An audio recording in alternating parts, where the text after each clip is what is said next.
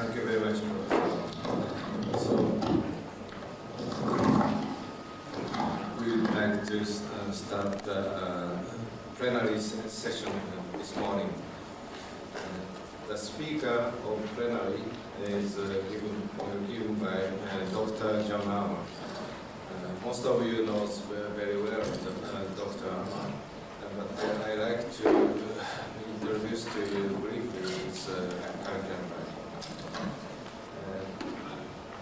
Dr. Armour is graduated from Penn State University and then moved to the Stanford University to receive the PhD under the Professor Henry Taube, Nobel Prize. And after a PhD, obtaining the PhD degree, he moved to the Boston University as an assistant professor to 1994. And then moved to the Allied Signal Corporate. He's becoming a corporate research scholar for up to 1985. And then now he's working at the air products and chemical including, and he's the head of Catalysis research at the Corporate Research and Technology Center. He already published more than 35 US patent and also more than 90 scientific publications. And he's also working for the Applied Catalyst as an American editor. So I'm very happy to hear Dr. Armour's talk today. His title of his talk is Membrane Catalysis, where it is now, what needs to be done. John. Thank you, Koichi.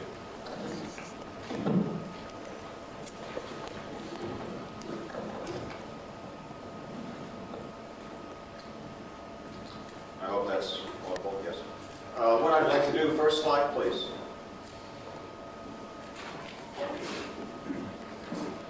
Can we reduce the lighting at all? Yes.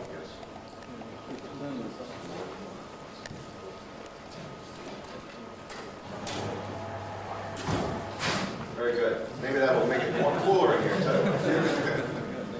Anyhow, what I would like to do today is to tell you about work that we have been doing for several years in this field. And the more we have worked in this area, the more I've begun to realize that there is still a lot of work to be done. And I find that many people are doing more or less the same thing.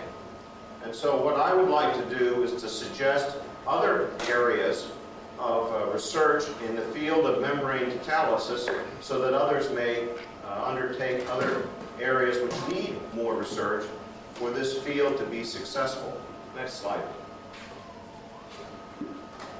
I think we are probably quite familiar with the interest in this area because by using a membrane and a catalyst, we have the opportunity to drive a chemical reaction further towards the products. If we use a membrane to constantly remove one of the products, we will constantly shift the reaction to produce more and more product. So the concept often in using membranes and catalysis is to enhance then the amount of product that we want to make. There is also another possibility in this area which often isn't appreciated, and that is membranes and catalysis offer us the opportunity of reacting incompatible materials. For example, if you want to react hydrogen and oxygen, that would be very unsafe in one reactor. However, you could use a membrane to react hydrogen on one side and oxygen on the other side, and as another way of carrying out this reaction more safely. So one can think of other reactants which might be more preferred in terms of producing more product by using a membrane and a catalyst to drive that reaction. There is another plus that one gets out of a system in that with a membrane you often generate a very pure product, or at least a pure product stream. And so there are a number of advantages in membrane catalysis. In addition, a great deal of work is being done all over the world with regard to membranes and separations. I will not focus on separations today because as a catalytic chemist and as a member in American industry, I am more concerned about making a product and driving a reaction to produce better yields. So this is, separations is certainly very important, but the focus of my talk will be the complementary use of membranes and catalysis. Next slide. Now, there are really two types of what are termed membrane reactors. The term reactors then deals with the system of the membrane and the catalyst to produce a particular product. And if that membrane is a microporous inorganic oxide, it will allow then one of the components of the system to pass through the wall. And we can use a microporous wall, if you will, to drive a reaction by shifting the reaction again further to the product. However, if that microporous wall is much more porous, much larger pores than the size of the molecules, you will often get many different molecules going through the walls. So that this type of microporous reactor is not the ideal type of system. I believe a much better system, and one which everyone would like to see, is what we call perm-selective membrane reactor. And a perm-selective membrane only lets one component through the membrane. And so most of my talk today will focus on perm-selective membrane reactors. Next slide. And as I mentioned in this concept of perm-selective, we talk about a membrane having a very high selectivity or separation for one component. For example, we can have a mixture of gases such as hydrogen and methane and CO and water on one side of the membrane. A perm-selective membrane will only let one component through. It will not let any other component through. And that's very important because you end up producing a very pure gas. And by producing a pure gas, you no longer need to carry out additional separation. Additional separation costs money. So we are striving and have been striving to carry out membrane catalysis with perm-selective membranes. Unfortunately, most inorganic oxide membranes, such as aluminas, silicas, coated aluminas, are not truly perm-selective. They will often allow several gases to go through, and you do not get a perfect separation of one gas from a mixture of gases. However, there is a group of materials comprised of metals which are truly perm-selective, that only let one gas through. In principle, alloys of palladium and palladium, solid inorganic oxides will only transport oxygen, alloys of palladium will transport hydrogen. I believe that these are the membranes that have the greatest value. Until people can make inorganic oxide membranes which are truly perm-selective, the advantage right now and the opportunities lie with perm-selective metal membranes. Next slide. Now, in the area of inorganic membranes, we have talked about microporous inorganic membranes. Most of these have dealt with alumina or titanium. And there has been a great deal of work for many years in trying to make these membranes truly size selective. In addition, we have seen a great deal of new work on zeolite membranes. And this is continuing to explode with interest. Difficulties are still that the membranes are fairly thick, and in some cases, perm-selectivity is just beginning to be demonstrated. So this area is still very much in an exploratory, fundamental developing stage. Beyond oxide membranes and zeolite membranes, there are microporous carbon membranes. And in this area, the membranes, again, are not truly perm-selective. They're still fairly fragile. They're built of very small size, and the pore size in many cases is not on the molecular scale. So there has not been very much work with carbon membranes. And finally, the fourth type of membrane are these dense metal membranes. And so 6 or 8 years ago, when we began working in this area, and we looked at what was available, certainly zeolite membranes were a possibility. The only thing that were readily available were metal membranes. And so we chose to do most of our work with metal membranes. And hence the focus of my talk today will deal with metal membranes, the progress in the area, and where there still are challenges. Next slide. Now, in the area of perm-selective inorganic oxides, the difficulty with these materials is that the best commercial membranes that are available are only 40 angstroms in pore size.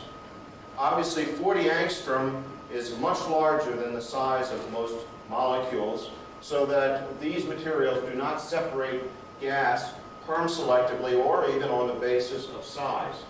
And so one still needs many inventions and many discoveries, and indeed there has been a great deal of success in narrowing the pores of these to molecular size, but the dimensions of such membranes are still very small. So we found that perm-selective metal membranes were readily available, and in fact there are two types, those that transport hydrogen or those that transport oxygen. And we began by working with Professor Gryaznanov's classic area in the palladium membranes, and I will also say something about the new materials coming out of Amoco and argon, which are transporting oxygen in a perm-selective manner. Next slide. So finally, my outline. You've heard my introduction, and so what I would like to talk to you then and explain to you now why I would like to spend most of my time on palladium membranes. I will also say a little bit about non-palladium perm-selective membranes, and then finally put all of this in perspective and offer some thoughts about what I think needs to be done in this area for greater success. Next slide, please. Much of our early work began with the areas that Professor Gryaznov had done for many years using spirals of palladium. These were thin, hollow tubes of palladium alloys which were wound into very tight spirals so that you would have very high surface to volume ratio. And he carried out liquid phase hydrogenations, some gas phase hydrogenations. The difficulty with these spirals and these hollow tubes is that they're not really commercially available in the United States.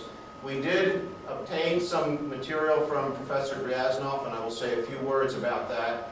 And instead, what we used mainly were foils of palladium, which were available. The problem with the palladium alloy spirals was that of durability. They're very fragile, it's a very soft metal, and they tend to break quite easily, often at the seal between the inlet and the membrane wall. Next slide, please.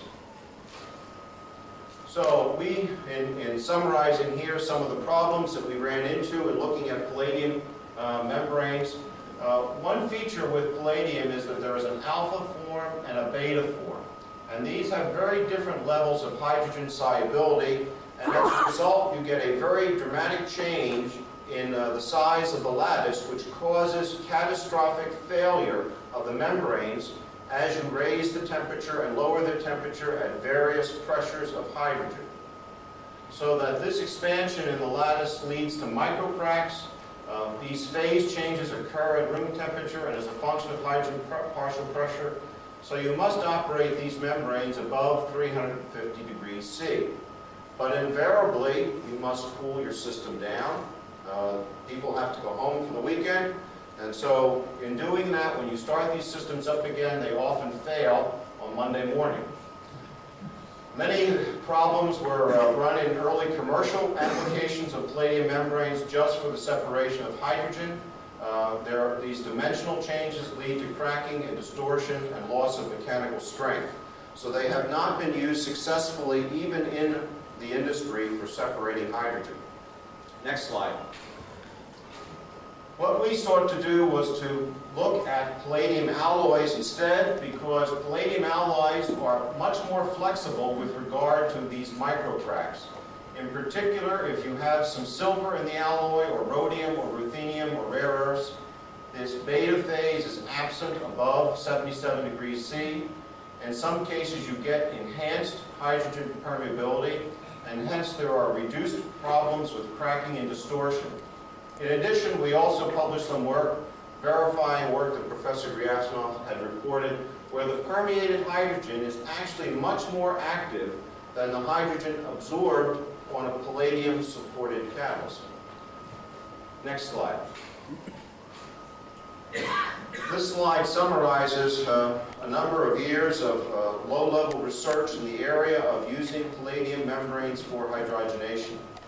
It's fairly obvious to envision that you would want to use palladium for carrying out some sort of hydrogen transport reaction, and so we thought about using them for carrying out reductions. And indeed, we found that the palladium silver were the best alloys. We could carry out the reduction of very simple gases such as ethylene with much higher productivity by using permeated hydrogen. We could also carry out the hydrogenation of butadiene at 100 degrees C. And those of you in this room are certainly familiar that these are not very difficult problems. Powdered palladium catalyst and supported palladium catalyst also carry out these hydrogenations. So in this case, these palladium membranes really don't offer an advantage in carrying out membrane catalysis.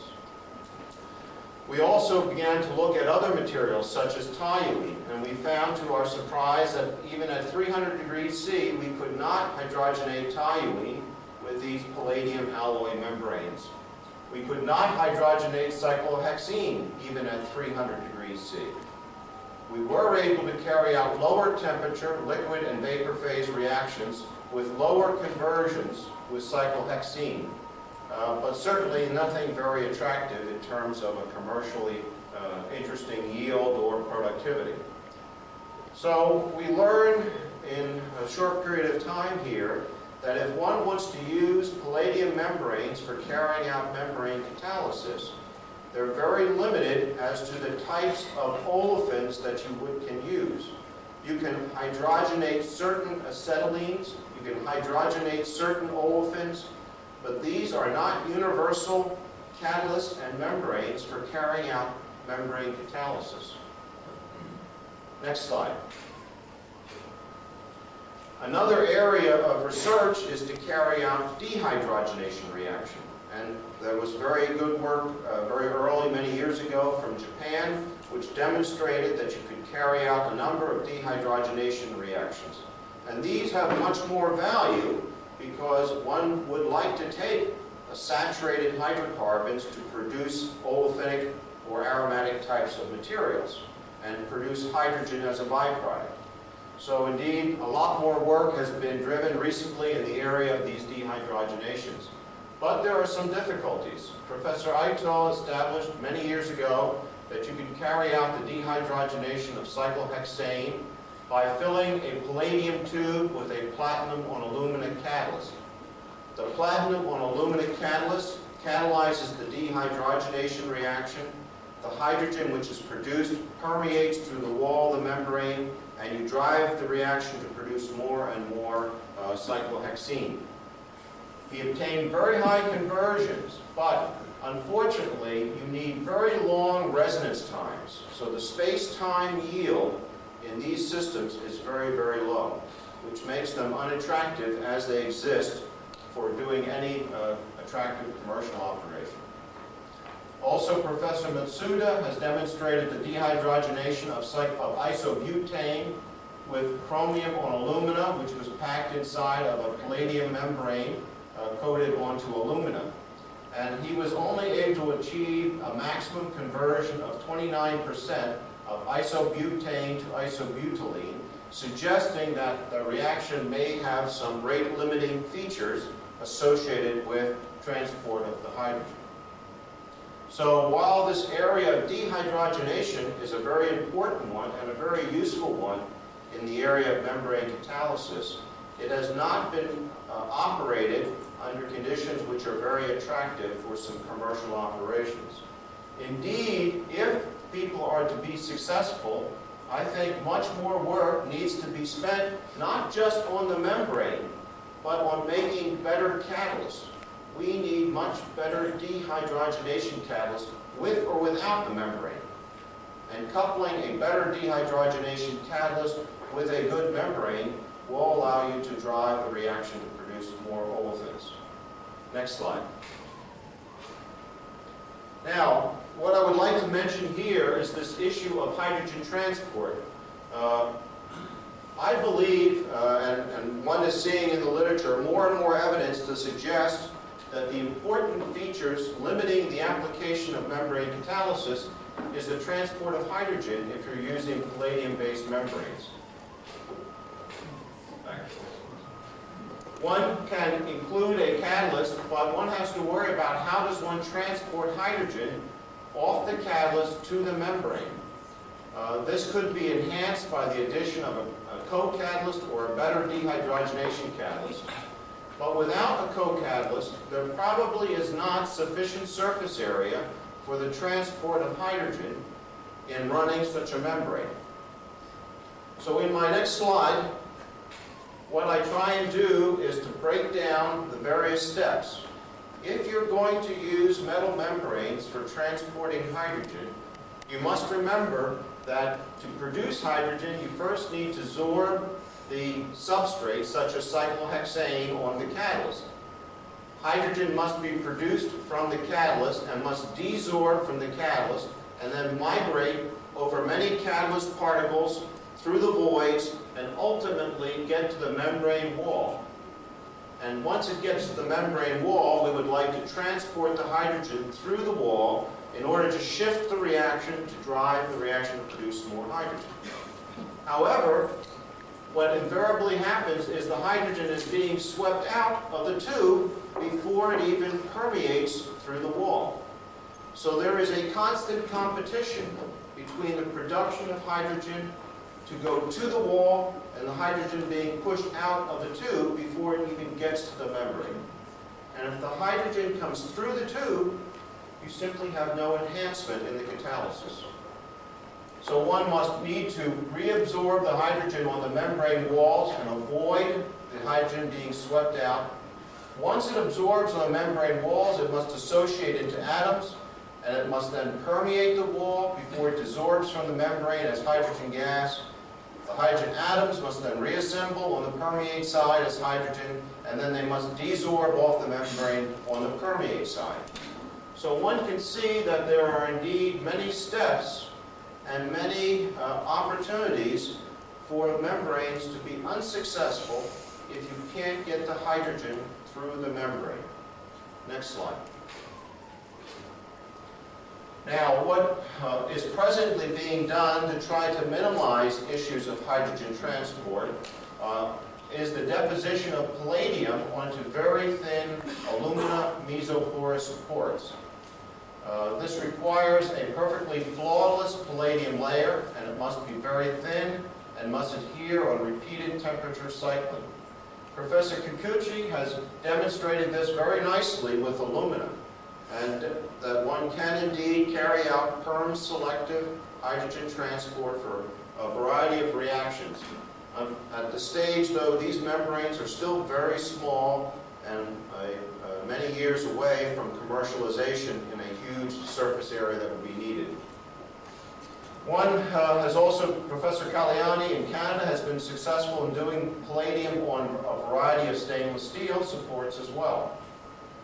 Others, besides depositing palladium onto alumina, are trying to deposit a catalyst on a size-selective inorganic membrane.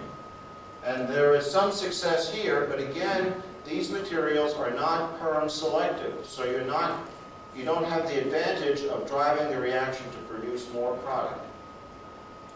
And finally, people are looking at the deposition of palladium onto other metal alloys. And in the United States, a company called Ben Research has demonstrated what we call diffusion barrier membranes, and Professor Buxbaum has demonstrated similar concepts. So what I would like to do is to talk about these two approaches in the next slide. Let me skip that slide. Next slide, please. In talking about these diffusion barrier membranes, we have focused mainly on palladium for this talk. And I have here the plot of permeability of hydrogen over 6 orders of magnitude as a function on the lower axis of inverse temperature and on the upper axis here in temperature directly. And one sees that even aluminum, platinum, copper, stainless steel, and iron will permeate hydrogen, but obviously with very low permeabilities compared to that of palladium. However, what people have forgotten are their other metals, tantalum and vanadium and zirconium and niobium, which have even higher permeabilities for hydrogen. The difficulty, though, is that the activation of hydrogen onto these metals is very slow. Once you get hydrogen atoms dissolved in those metals, the permeability is very high. But first you must dissociate hydrogen gas into hydrogen atoms. And so what Buxbaum and Ben Research have done are to put palladium coatings onto these metals. Next slide. Thus they have what they call a base metal support, which are vanadium, titanium, or niobium. These are all metals which have a very high flux, very high permeability for hydrogen. They have an intermetallic bonding layer, a very thin layer, often of silica or alumina, and then a very thin layer of palladium, which is the means of activating hydrogen. Thus, hydrogen absorbs on the palladium, dissociates into atoms, and migrates through the bulk support very quickly. Thus, you get a perm-selective transport of hydrogen with a very high flux. And there is a great deal of development work now underway in this particular application of palladium-supported membrane catalysts. Next slide.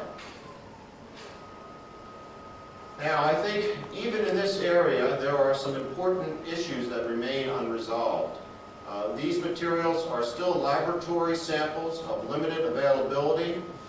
You must have this catalytic layer of palladium, and in putting that catalytic palladium layer, you automatically reduce the permeability of hydrogen because the palladium has less permeation for hydrogen than vanadium or tantalum. Thus, there is some loss in permeability versus the bulk metal of vanadium or tantalum because palladium offers some transport resistance. And this is described in a recent article in the Journal of Membrane Science. Next slide. There are other issues with regard to these non-palladium metal membranes, such as the fabrication. One has to be able to make these materials with very large surfaces in the form of a variety of shapes, such as tubes or large foils. One must consider the cost of such a device. And in these examples that I've talked about recently, the life of these membranes has not been demonstrated beyond 30 days.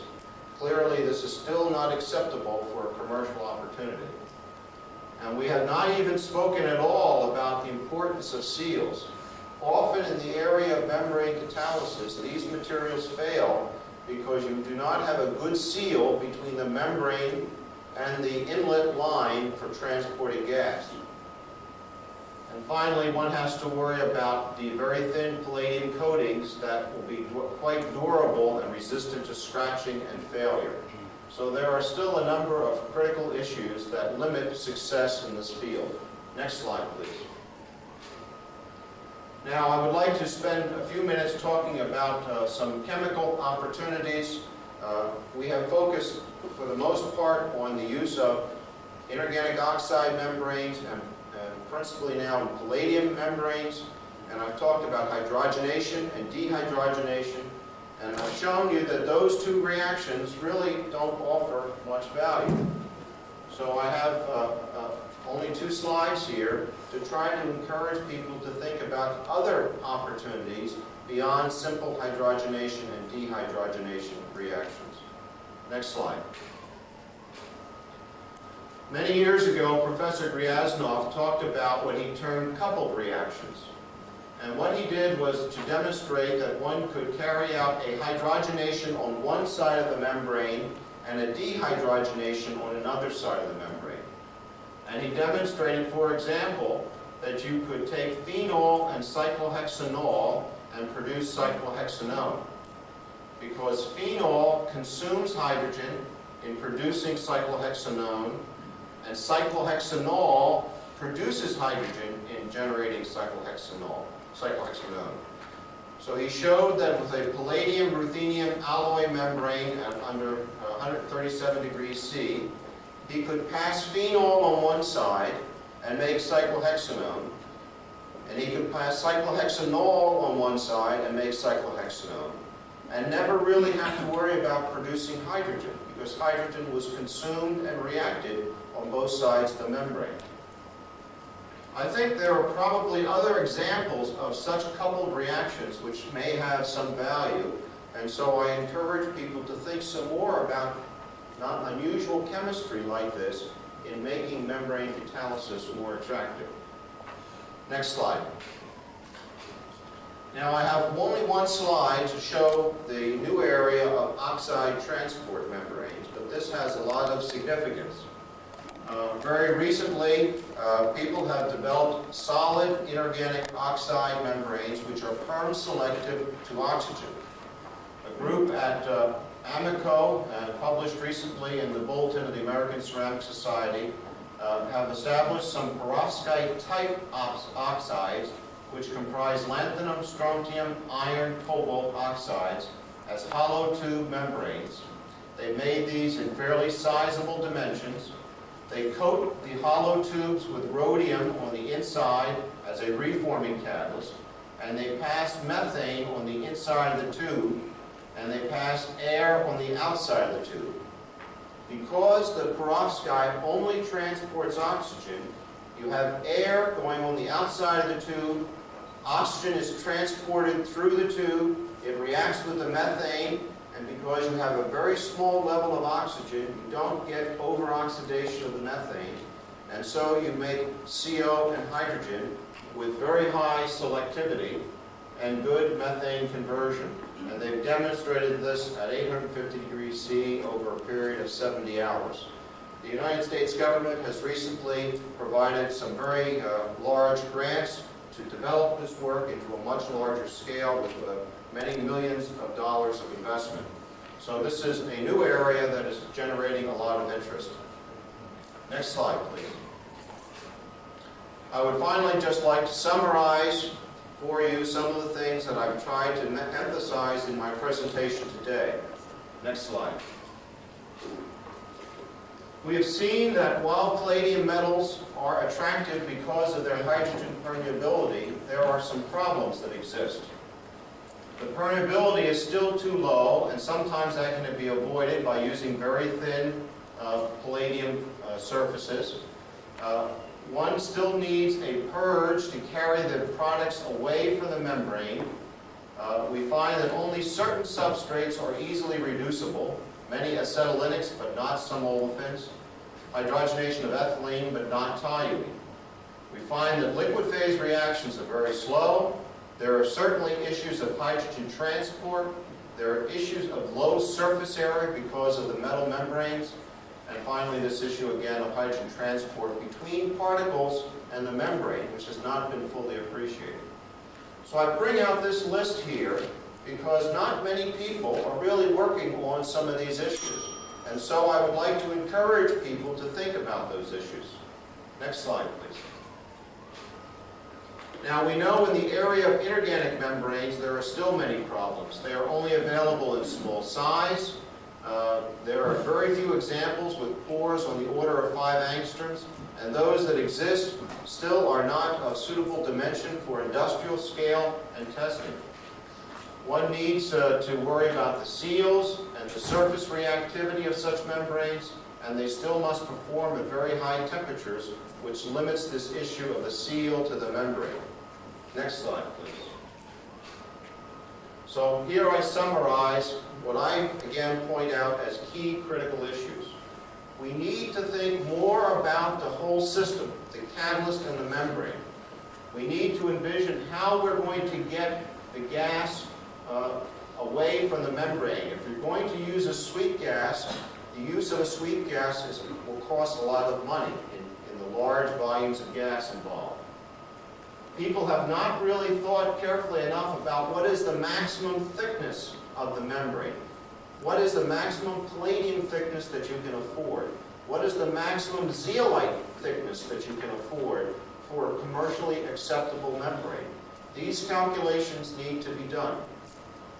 We need better techniques at producing and measuring pore sizes at very small dimensions. And we need better dense oxides for transporting oxygen at lower temperatures, less than 500 degrees C. And finally, I think we need to identify and demonstrate chemistry which offers significant opportunities. Last slide, please. So what is really needed, I believe, is a shift in much of the work. There is certainly a need to develop better inorganic oxide membranes, but we need to generate more real data on real systems with reactions of greater value. We must look for distinctive product opportunities, and I think you need to do this by focusing more on some of the limitations that I have talked about. Finally, the last slide is the conclusions, the final conclusions. Last slide. Thus, I believe that there are indeed lots of opportunities, but I think there are lots of hurdles. And what I'm asking are more people to work on the critical issues, because there's certainly still lots of promise. However, I have predicted that we are still many years away from a successful commercialization of a membrane catalytic reactor system. Not just a membrane for separation, but membranes for catalysis. Thank you for your attention.